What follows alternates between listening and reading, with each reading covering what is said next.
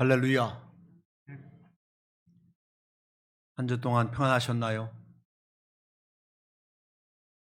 2020년 마지막 주일 송년주일을 맞이합니다. 이날도 우리가 다 함께 모여 예배드리지 못하고 온라인으로 예배를 드리는데 여러분의 마음도 안타까울 겁니다. 담임사가 내 마음은 정말 한없이 안타깝습니다. 특별히 어르신들을 생각하면 그 아픈 마음이 더 큽니다. 젊은 사람들 아니 온라인으로 예배 드리면 되지 뭐 그렇게 뭐 이렇게 생각할지 모르지만은요, 우리 어르신들 밴드로 예배 드리는 것도 어려워하시는 분들도 있고요, 또 밴드는 할 줄 알아도 집에 어르신들은 와이파이가 안 돼서 밴드를 통해서 예배를 1시간 보려면은 요금이 많이 나와서 그것도 걱정되고 하는 어른들이 있다는 걸 여러분이 기억하기를 바랍니다. 그래서 코로나가 조금만이라도 진정되면은 그 어른들을 위한 7시 예배를 다시 재개하려고 하는데 사정이 그렇게 만만하진 않습니다.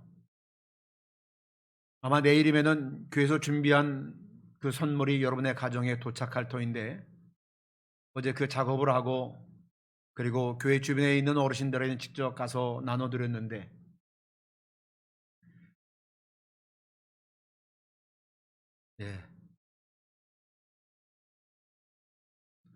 언제 예배 드릴 수 있나요? 그러면서 모아놨던 주일헌금을 또 모아놨던 11조를 각종 헌금을 드리는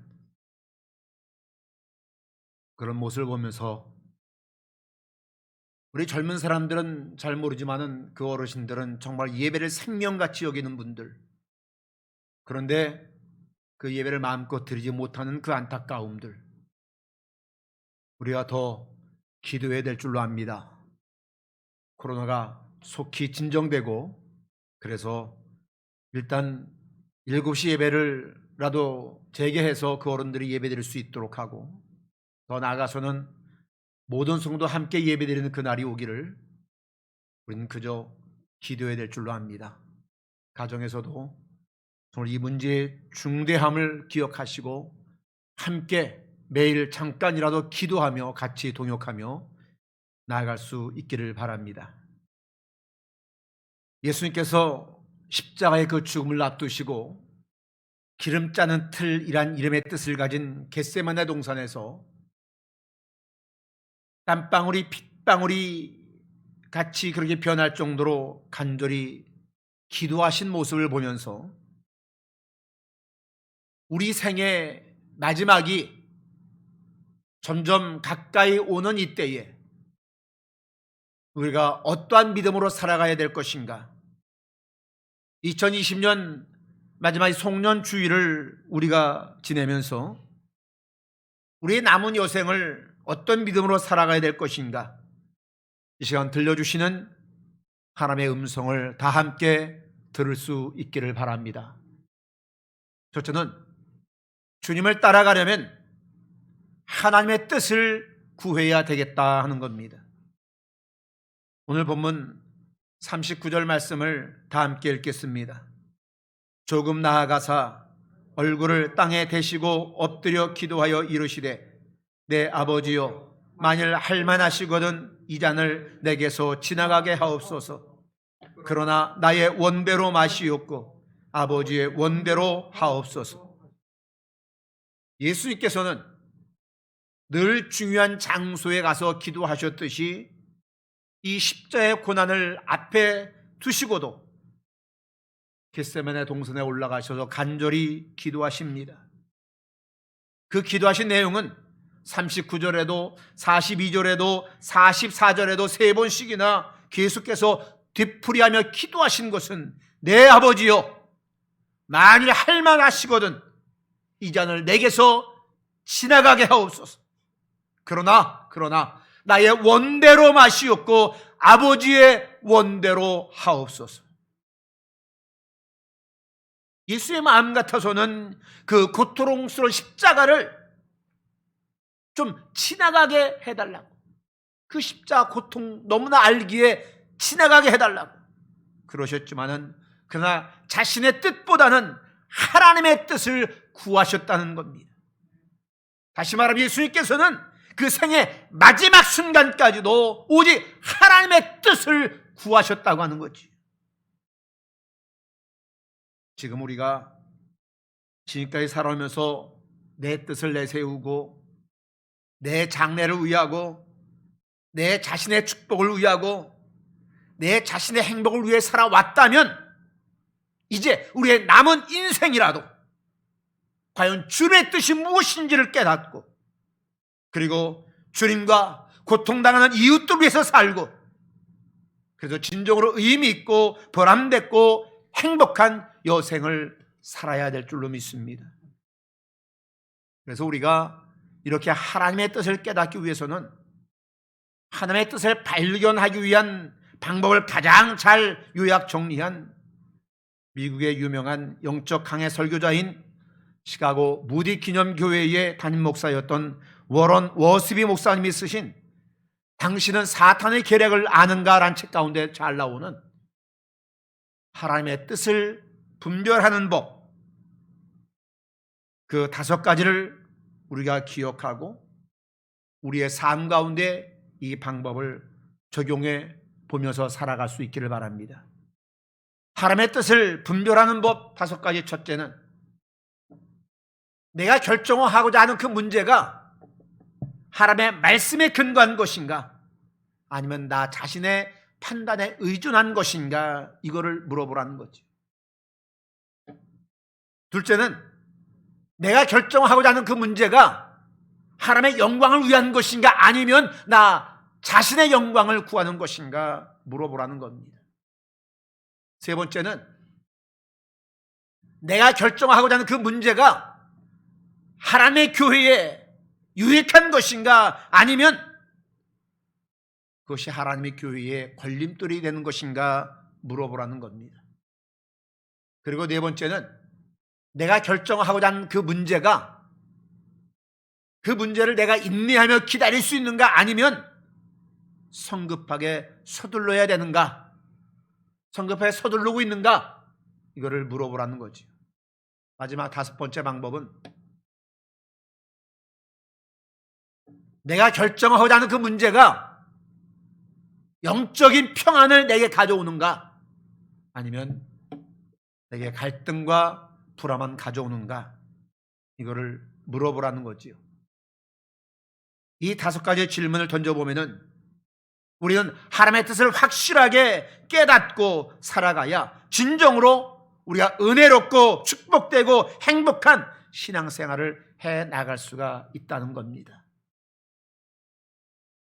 우리가 코로나 등으로 인하여서 아무리 힘들어도 하나님의 말씀을 따라서, 그리고 주님의 영광을 위해서, 또 주님의 몸된 교회를 위해서 인내하며 평안을 얻고 확신을 가지고 순종해 나아가면 하나님의 뜻을 드러내고 복되게 쓰임받게 될 줄로 믿습니다. 사랑하는 여러분들이요, 신앙생활을 하는데 가장 먼저 이 5가지 질문을 통해 모든 일을 결정해 나갈 수 있기를 바랍니다. 설교 한번 듣고 이 5가지 방법을 잊어버릴 것 같아서 오늘 설교 전에 밴드에 올려놨습니다. 늘 한번 보시기를 바랍니다. 우리가 이렇게 하나님의 뜻을 깨달아서 우리 삶 가운데에 실천하기 위해서는 로마서 12장 1, 2절의 말씀을 우리가 잘 기억해야 되겠죠. 이 말씀을 다 같이 읽어볼까요? 다 같이 시작. 그러므로 형제들아, 내가 하나님의 가져하신 너희를 권하노니 너희 몸을 하나님의 뜻으로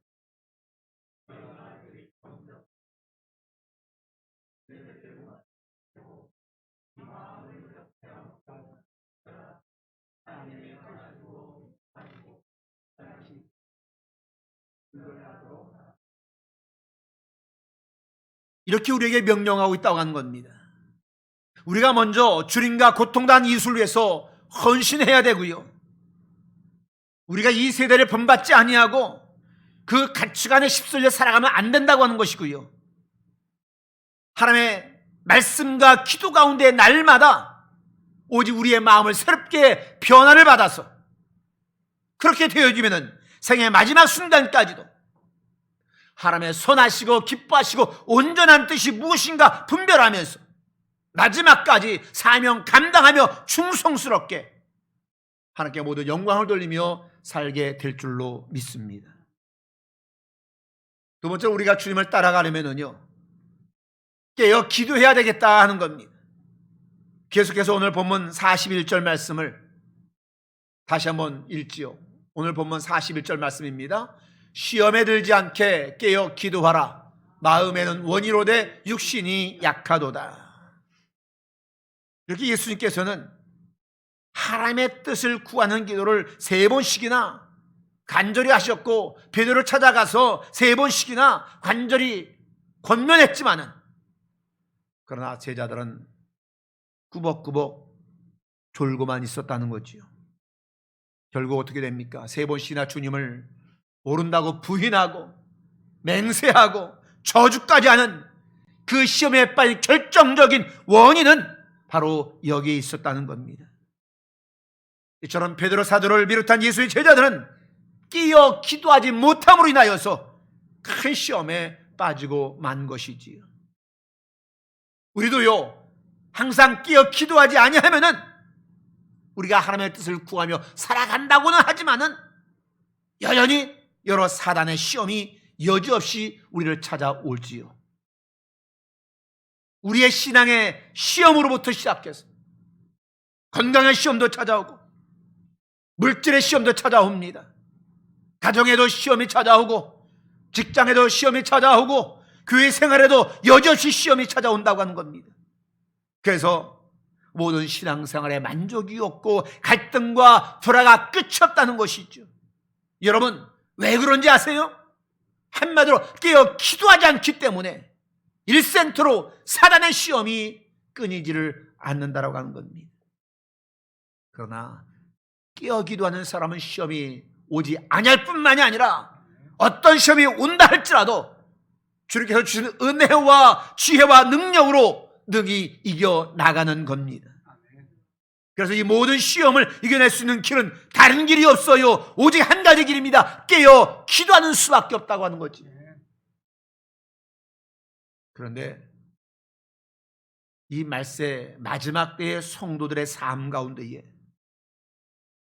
사탄의 유혹과 시험으로 인해서 점점 나태해지죠.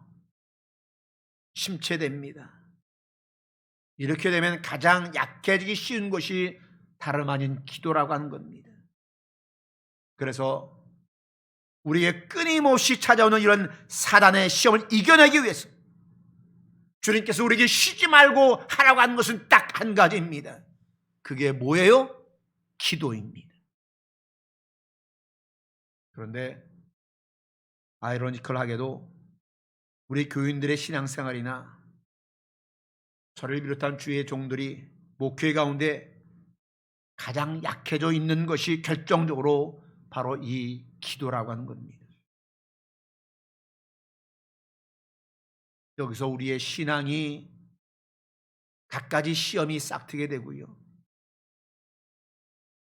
이 기도를 소홀히 함으로 인해서 여기에서부터 우리의 신앙생활이 다 무너져 내리고 만다고 하는 겁니다.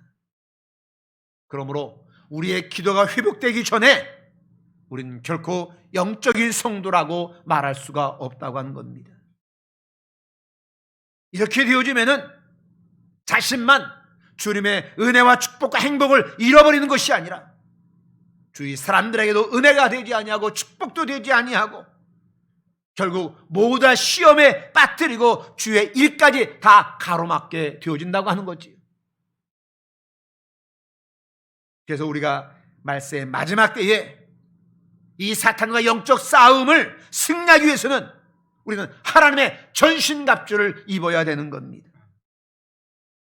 그 하나님의 전신갑주 중에 다 방어무기입니다마는 공격력 무기를 우리에게 주신 것이 있으니 에베소 6장 17절 말씀에 성령의 곧 하나님의 말씀을 가지라 명령합니다. 계속해서 에베소 6장 18절 19절에서 말씀합니다. 모든 기도와 간구를 하되 항상 성령 안에서 기도하고 이를 위하여 깨어 구하기를 항상 심습니다. 여러 성도를 위하여 구하라. 또 나를 위하여 구할 것은 내게 말씀을 주사 나로 입을 열어 복음의 비밀을 담대히 알리게 하옵소서 할 것이니. 그래서 우리의 기도와 간구를 하되 항상 성령 안에서 기도하고 먼저 고통당하는 여러 성도를 위해서도 우리가 간절히 합심하여 기도해야 되겠다 하는 겁니다. 그러므로 우리의 생의 마지막 순간까지 시험에 들지 않게 깨어 기도해야 될 줄로 믿습니다. 시험에 들었다 할지라도 깨어 기도하게 될 때에 어떤 사단의 시험도 능히 이겨낼 뿐만 아니라 기적적인 승리의 역사를 우리 모두가 일으키게 될 줄로 확신합니다. 세 번째로 우리가 주님을 따라가려면 주님과 함께 나아가야 됩니다. 오늘 본문 46절 말씀을 다 함께 읽겠습니다. 일어나라 함께 가자 보라 나를 파는 자가 가까이 왔느니라. 주님께서는요 사랑하는 제자 가룟 유다에게 팔려가는 자리에서도 그의 제자들에게 뭐라고 말씀하세요? 함께 나아가자. 함께 나아가자는 겁니다. 오늘 본문인 마태복음 26장을 한번 펼치면서 눈으로 그 말씀을 한번 읽어 내려가시기 바랍니다. 가정에서도 마찬가지고요. 31절에 보니까요 예수께서 말씀합니다. 오늘 밤에 너희가 다 나를 버리리라. 예언합니다. 33절 보세요. 그때 베드로가 뭐라고 말합니까? 모두 주를 버릴지라도 나는 결코 버리지 않겠습니다. 장담합니다. 다시 예수께서 35절에 말합니다. 내가 진실로 내게 이르노니 오늘 밤 닭이 울리기 전에 네가 3번 나를 부인하리라.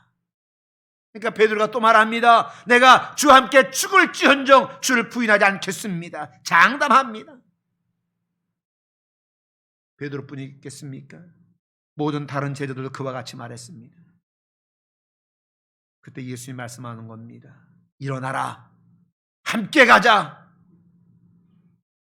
그런데 이러한 예수님의 간곡한 요청에도 불구하고 베드로가 깨어 기도하지 못하니까 육신적인 혈기만 터져나와서 검을 빼들고 대제사장의 종을 쳐서 그 귀를 잘라버리는 거지요.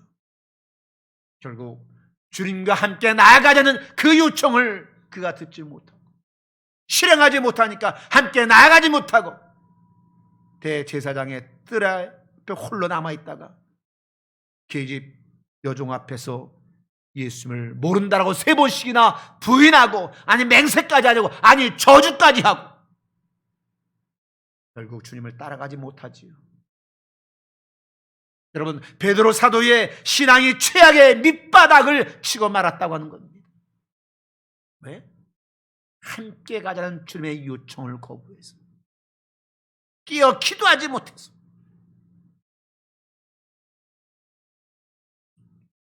우리가 예수님을 믿을 때도 마찬가지 아닌가요? 갖가지 시련과 역경도 있었고요. 이 한 해를 지나오면서 사람들의 상처도 받았고요. 또 환경적인 요인도 있고요. 물론 뵐만한 이유는 부지기수로 많이 있습니다. 그런데 그 갖가지 이유를 끌어다 대면서 결국은 주님을 따라가지 못하는 때가 우리에게 얼마나 많았느냐 하는 겁니다. 우리가 이렇게 영광스러운 주님의 뒤를 따라가기 위해서는 어떻게 해야 되겠습니까? 마태복음 16장 24절에서 분명히 증거합니다. 이에 예수께서 제자들에게 이르시되 누구든지 나를 따라오려거든 자기를 부인하고 자기 십자가를 지고 나를 따를 것이니라. 우리가 주님을 그 뒤를 따라가려면 가장 먼저 내 자신부터 부인해야 되겠다고 하는 겁니다.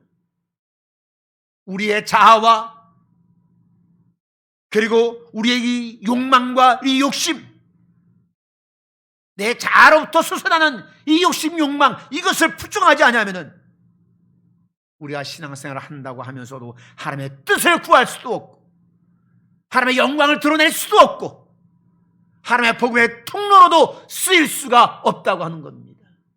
먼저 나를 부인해야 되겠다고 하는 겁니다. 그런데 우리는 내 뜻만 내세우지요. 나의 의의를 드러내기를 좋아합니다. 내 욕망만 앞세우다가 그저 내 인생 다 무너지고 마는 것이지.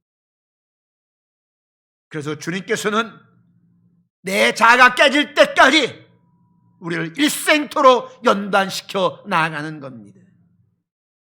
그러기에 우리는 내 자신부터, 내 자아부터 부정하고 나아가야 될 줄로 압니다. 그 다음 어떻게 되겠느냐? 말씀 그대로 자신이 져야 할 십자가를 지고 주를 따라가야 되겠다는 겁니다. 우리가 주님과 또 고통당하는 이웃들을 위해서 헌신하려 하지 아니하고 봉사하려 하지 아니하고 희생하려고 하지 아니한다라면 진정으로 주님의 뒤를 따를 수가 없습니다. 주님으로부터 복되게 쓰임받을 수도 없고요, 주님의 영광 결코 드러낼 수가 없다는 겁니다. 사랑하는 인천영문의 모든 가족 여러분들이요, 우리 생에 언제까지 이어질는지는 아무도 장담 못하지만 그때가 언제이든지 간에 우리의 생의 마지막 순간까지도 우리가 주님과 항상 함께 나아갈 때에 주님께서는 우리를 통해 역사하실 줄로 믿습니다. 아멘. 응답하실 줄로 믿고요, 아멘. 복되게 쓰일 줄로 믿고요, 아멘. 우리를 통해 크게 영광 받으실 줄로 믿습니다. 아멘. 2020년에는요 우리가 지금까지 한 번도 경험해보지 못했던 이 코로나가 아직까지도 멈출 줄 모르고 있지만은 그래도 사랑 우리 인천영문 모든 성도들의 희생과 협력이 있었기에 오늘의 인천영문이 있는 줄로 믿습니다. 아멘. 사랑하는 여러분들이요, 우리가 주님 비올 날이 하루하루 다가오는 겁니다. 언젠가는 갑자기 우리가 이 땅을 떠나게 되겠지요. 그러나 우리의 생의 마지막 순간까지도 우리가 하나님의 뜻을 구하고 시험에 들지 않게 끼어 기도하고 아멘. 주님과 함께 나아가면 아멘. 우리의 일생의 결단코 헛되지 않을 줄로 믿습니다. 아멘. 우리의 생의 마지막 순간까지 하나님의 뜻을 구하고 시험에 들지 않게 끼어 기도하고 주님과 함께 나아가면 우리의 가정이나 우리의 직장이나 교회에서나 일생토록 하나님의 뜻을 이루게 되어질 것이고 하나님의 복을 누리게 되어질 것이고 하나님께 큰 영광을 돌리는 복된 삶을 우리 모두가 살아갈 수 있도록 언제나 하나님의 뜻을 구하시고 깨어 기도하시고 주님과 함께 나아가는 인천영의 모든 성도가 될 수 있기를 주의 이름으로 축복을 드립니다. 기도하겠습니다. 하나님 감사합니다. 2020년 첫 주일을 시작할 때만 해도 우리가 부푼 희망과 기대를 가지고 있었고 하나님을 기쁘시게 해드릴 그런 마음과 결단을 가지고 출발했습니다. 그러나 얼마 있지 않아서 코로나19가 우리에게 닥쳐오므로 우리가 속절없이 무너지고만 이 1년을 살아왔습니다. 하지만 이 송년주의를 맞아여 생각해보니 그 환난 가운데 역경 가운데서도 하나님이 나와 함께 해주셨기에 우리의 가정이 건재했고 우리의 자녀들이 있고 우리의 직장이 있고 우리 교회가 있음을 감사를 드립니다. 하나님, 우리의 생이 언제 끝났는지 알 수 없지만 우리 생의 마지막 순간까지 우리가 오직 하나님의 뜻을 구하는 자가 되게 해주시고, 시험에 들지 않게 깨어 기도하는 성도들이 되게 도와주시고, 주님과 함께 나아가는 자들이 되어짐으로 인하여서 하나님의 뜻을 이루고 하나님의 복을 누리고 하나님의 큰 영광을 돌리는 복된 삶을 살아갈 수 있도록 축복하여 주시옵소서. 아멘. 예수님 이름으로 간절히 기도하옵나이다. 아멘. 아멘.